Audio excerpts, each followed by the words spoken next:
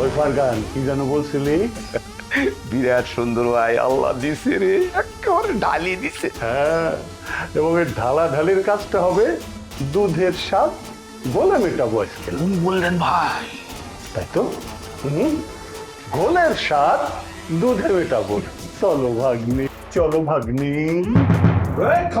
খবরদার, আমাকে কাজ করতে আসলে একদম বুক ঝাঁঝরা করে ফেলবো।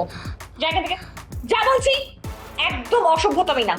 খবরদার, কি ভেবেছিস আমি মেয়ে মানুষ, আমি কিচ্ছু করতে পারবো না? আর এখন যদি এই মুহূর্তে থেকে না যাস না, তোদের সবগুলোকে আমি মেরে ফেলবো।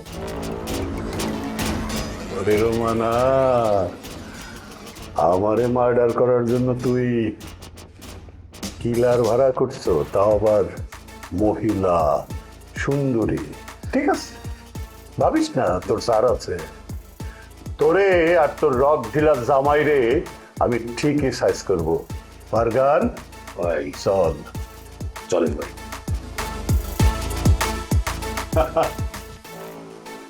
পিস্তল দেখে ভয় পায় নাই, এই মানে পিস্তলে ভয় পায় না, ভয় পায় সুন্দরী নারীর চোখে। দেখলে মুখের ভিতরে ধকধকানি বাড়ে, এই ধকধকানি কমুক, তারপর এইসব বুঝায় যাব পিস্তল কাহাকে বলে, কত প্রকার, কি কি। যা যা যা। পোষা পাখি বেঈমানের শাস্তি তুই পাবি। কিরে ফারগান ভাই চল। না, আমার চল। লুনা, তুমি করলাটা কি? তুমি এরকম সন্ত্রাসীকে পরাস্ত করে ফেললে? তুমি রুমে যাও, বাকিটা দেখছি। ম্যাডাম, আপনারা ঠিক আছে তো?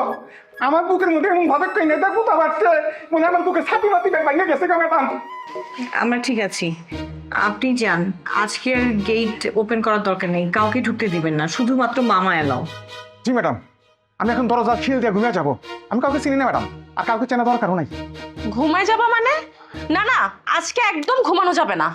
ম্যাডাম, আমারও ওরা যে লাথি মারছে, ওই কথা যদি আমি চিন্তা করি, তাহলে আমার তো 2 দিনই ঘুম আসবে না। আমি খুব ভয় পেয়েছি ম্যাডাম। তা হঠাৎ বাসার মধ্যে ডাকাত পড়লো কেন? টাকা পয়সা সোনা দানা কিছু কিনেছে ম্যাডাম? দেখো, তোমার সাথে কথা বলার ধৈর্য বা ইচ্ছা কোনোটাই এখন আমাদের নেই, তুমি এখন যাও। ম্যাডাম, আমার তো খুব ভয় লাগতেছে। তাই বা রাজীব ভাই কই গেছে? হ্যাঁ, শুনছি রাজীব ভাই নাকি অনেক সাহস। আজকে যদি ডাকাত ঘরের সামনে রাজীব ভাই পড়তো, তাইলে হয়তো বোঝা যেত রাজীব ভাইয়ের কত সাহস। আমি কিন্তু ম্যাডাম ভিডিও করে রাখিয়া দিতাম। তোমার কথা শোনার মতো এখন ধৈর্য বা ইচ্ছা কোনোটাই আমাদের নেই, তুমি এখন যাও। যাচ্ছি ম্যাডাম, আসসালামু আলাইকুম।